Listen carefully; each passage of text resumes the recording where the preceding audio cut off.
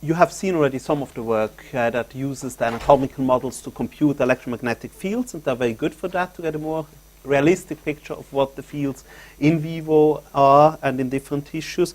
But with emerging results in computational life sciences and in imaging, there is the possibility to go beyond that and to also use the models not just to know about the physics and the deposition of energy, but also about the impact this has on physiology and biology, which means that we need to take these models a step further and functionalize them, render them dynamic, include knowledge about physiology, biology, and other dynamic aspects. And I'll bring examples from mostly three fields. One on device and therapy innovation, one on the possibilities that open up with regard to personalized medicine, and the third one on in silico clinical trials, which are a means of replacing classic trials or complementing that by computational modeling in order to reduce the number of human or animal experiments, and in some cases also to allow trials where classic trials wouldn't have been possible. So there's a wide range of possible image data that exists that can contain information from structural information over information about tissue inhomogeneity, over functional information, blood flow information. These are just some MRI examples. There are much more. And those can be segmented to generate, for example, the anatomical models you see on the top left, which is a population of models that are used nowadays in over 700 studies. And there are some pregnant women models as well, and some neonate models. Is there any laser pointer? No. And what you maybe saw in this video here is that they can also be adapted to image data. So we start with a slim child, and we use image data from a specific volunteer and morph it in order to match his internal and external structure. Or we can use this type of 4D MRI image to add breathing motion, which with regards to studies on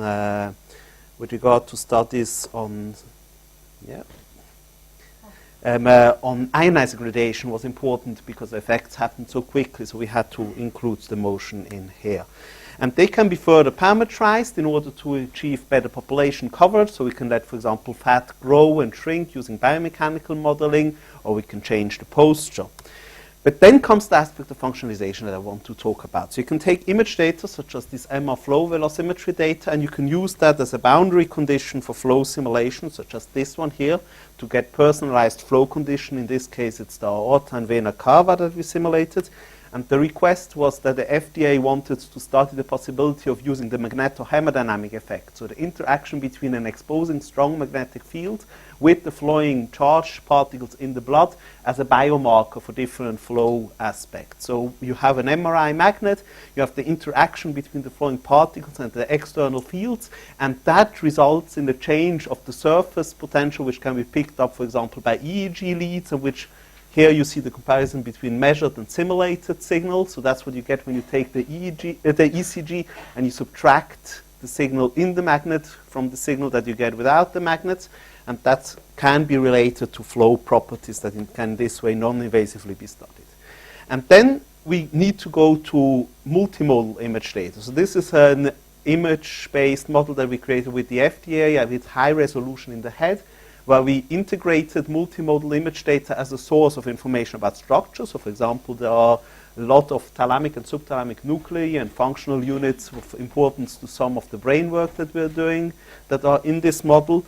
But we can also use, for example, DTI image data to inform about the orientation of fibers and to help with the placement of neurons in the model.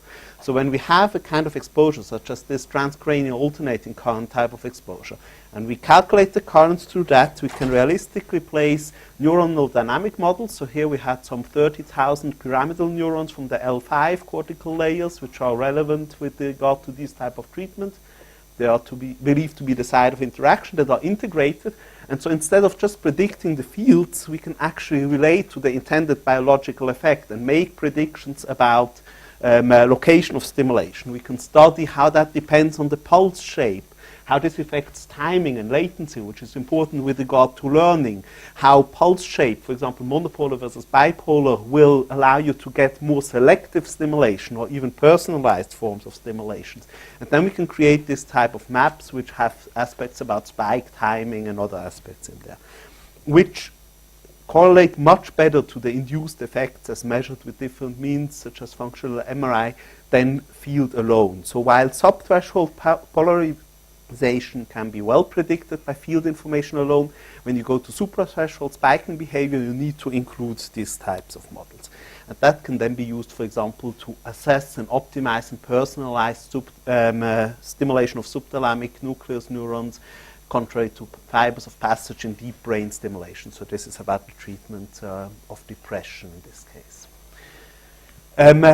But with regard to safety, and that's what Deborah just mentioned before, we applied the same tools, again, functionalized anatomical models with regard to low intensity, to low frequency stimulation by switching gradient fields. So we have an MRI, we integrate there the trajectories of the nerves, and what we find is that contrary to what the standard expects, you do not only get stimulation at the end of the nerve, which would lead to this type of pattern where the spike initiates at the end and propagates along the nerve. We also get, and that's related to field strength, so that's what the whole standard is based on. We get at similar thresholds, less than 20% difference, we get stimulation in the middle of the nerve, which is related to a concept called activating function, and which is a consequence of field inhomogeneity. So something you can only get when you consider the inhomogeneity of the human body, and something which the standard does not provide for. So actually we found that out of 7 assumptions that we identified behind the standard, 5 of them were not supported by that.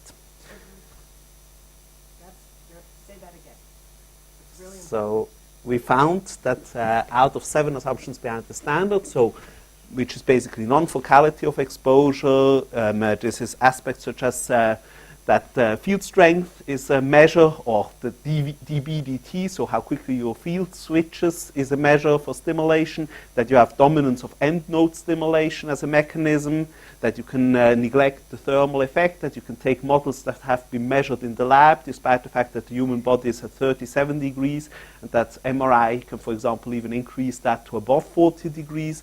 So there is a whole range of those, and 5 out of the 7 assumptions we identified were not in agreement with our modeling.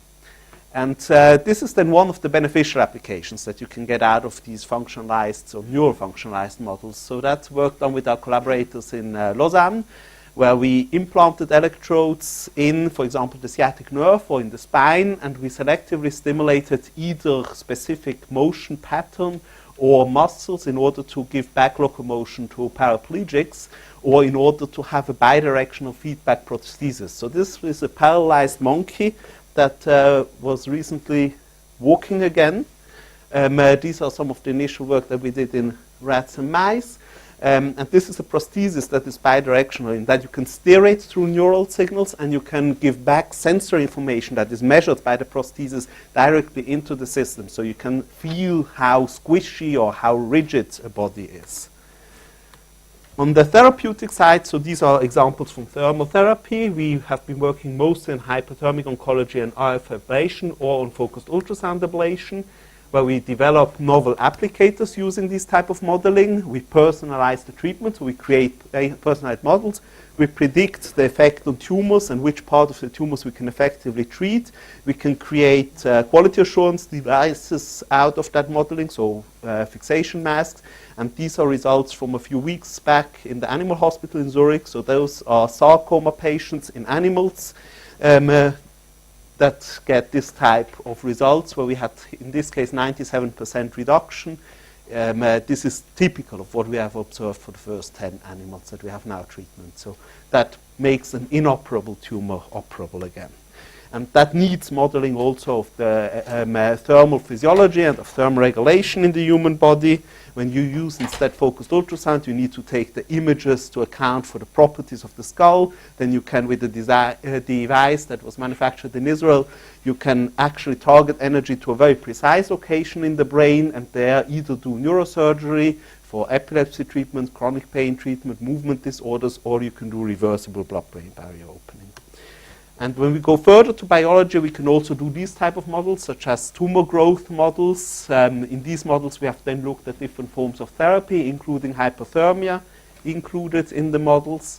in order to get a better mechanistic understanding or formulate mechanistic hypotheses about treatment. So that's the interplay between vascularization, nutrients, signaling, growth, mechanical effects. And I'm out of time, so just 1-2 slides about that. This was the very first trial accepted by the FDA about safety of implants exclusively based on modeling, because for simple reason that it would never have been possible to do an animal or human trial on that, because the amount of potential configurations is far larger than what you could recruit or ethically measure. And with computational modeling and comprehensive uncertainty assessment, you can use these type of models in order to demonstrate safety and get a device accepted. One of the conditions is that you do very comprehensive uncertainty assessment. That's just one table out of this. So verification and validation is crucial in order to establish credibility. Measurements from everything from numerical models down to in vivo. Did you look at subthermal levels also? Because in the treatment of cancer, of course, you're looking at heat. Did you look at anything that was like at the level that Frank's talking about? Yes, for various applications, obviously for the neuro ones. But yes, we have also looked at other mechanisms. We have looked, for example, one of the slides that I jumped over now was one where we looked at the impact of modulation on brain stimulation, where we found ways of using modulation of high-frequency signals that were not usually expected to stimulate the brain that made it possible. So just in summary, the last slide, advances in high-performance computing and modeling have allowed to have these computable functionalized anatomical models which help with device development, safety assessment, and in silico clinical trial, as well as personalized medicine. And that's about what we can do in Pretty amazing. 10 minutes. I want to thank you. That's really fascinating work, and obviously we didn't give you enough time to present it, but I'm sure you're going to have very important conversations in your group with Frank. I'm sure of it. Yes. Can you determine whether a cell phone would affect the blood-brain barrier? No, not with this type of models. We would need to have a mechanistic hypothesis, and then we could try to use this type of modeling, but I'm not aware of a mechanistic hypothesis that I could already translate into a model. What is a hypothesis about the effect on the blood-brain barrier? I mean, that there is an effect, yes, but there is active oxygen species. Yeah, I've seen more of that work, but I haven't modeled that myself with regard to the question of orientation in magnetic fields and to the question of calmodulin has been discussed, especially by Italian groups. That would be something that we could include in the model, yes. So the question of calcium transport in pores, that is mostly in Italy at the moment that they're working on that. That would be feasible. Any other technical? Yes, we are. Can you talk a little bit about validation of the model and how you account for this subject? Yeah, I mean that was in the slides that I skipped over at the end. So if I go back to those. Validation always starts with what is called verification, so with making sure that you implement the model that you want to implement. You can do that using the method of manufactured solution, for example, which is a means of producing reference solutions and making sure that you recover those ones with your solvers. Then this can never be a validation because you don't capture the second question. Does your model adequately represent the behavior of your quantity of interest in the real system? So that's what validation is about. And validation is always application specific. So you can't validate a solver for all purposes. You will always have a validation specific one. And so in this case, for example, we did work with Ethan Cohen from the FDA on showing that we can simulate the stimulation of nerves accurately. So we found that we can, with 10 to 20% agreement, reproduce stimulation threshold for neuroprosthetic applications in the eye. So he was interested in retinal prosthesis. How do you validate connectivity measurements? You can't do that in people. So conductivity measurements, you mean in order to personalize the material properties. There are different approaches to that. First of all, there are ways of getting material properties out of measurements. We have now one experiment running where we try to use MRI sequences to get personalized material properties. Otherwise, what we do... No, not Larmor frequency. No, no. This is about using MRI means to measure the dielectric properties of tissues. Right, so the dielectric measurement properties of tissue only occurs at the labor. It happens only at specific frequencies where your MR. No, your MR can record, for example, thermometry. So May I you can suggest use. the two of you are going to have a very interesting conversation in the work group. I'm